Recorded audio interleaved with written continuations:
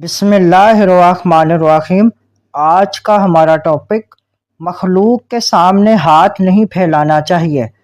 حضرت عبداللہ بن مسعود رضی اللہ تعالیٰ عنہ سے روایت ہے کہ سیدنا رسول اللہ صلی اللہ علیہ وسلم نے فرمایا، جس شخص کو کوئی حاجت پیش آئے اور وہ اسے لوگوں کے سامنے پیش کرے تو اس کی حاجت پوری نہ ہوگی، اور جو اپنی حاجت اللہ تعالیٰ کے حضور عرض کرے تو اللہ تعالیٰ اسے جلد غنی کر دے گا، جلد موت یا جلد مالداری کے ساتھ۔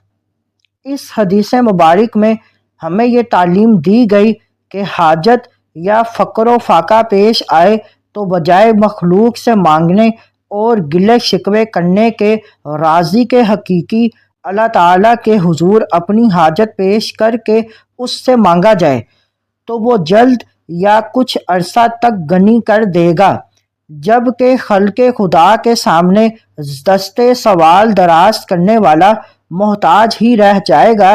یہی وجہ ہے کہ بیکاریوں کا کچھ نہیں بنتا بلکہ لالچ بڑھتا جاتا ہے۔ یاد رہے کہ محبوبان خدا کا وسیلہ پیش کرنا یا انہیں بارگاہ الہی میں دعا کرنے کی درخواست کرنا شریعت میں پسندیدہ ہے۔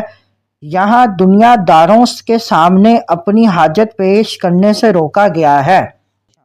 حضرت عبداللہ بن مسعود رضی اللہ تعالیٰ عنہ بیان کرتے ہیں کہ میں نے رسول اللہ صلی اللہ علیہ وسلم کو یہ فرماتے ہوئے سنا، اللہ اس شخص کو سر سبز و شاداب رکھے جو ہم سے کوئی بات سنے اور پھر اسے ویسے ہی آگے پہنچا دے جیسے اس نے سنی، کیونکہ بعض وہ لوگ جنہیں کوئی بات پہنچائی جائے وہ اسے سننے والے سے زیادہ یاد رکھتے ہیں۔ مزید معلومات کے لیے ہمارے چینل کو لائک اینڈ سبسکرائب کریں۔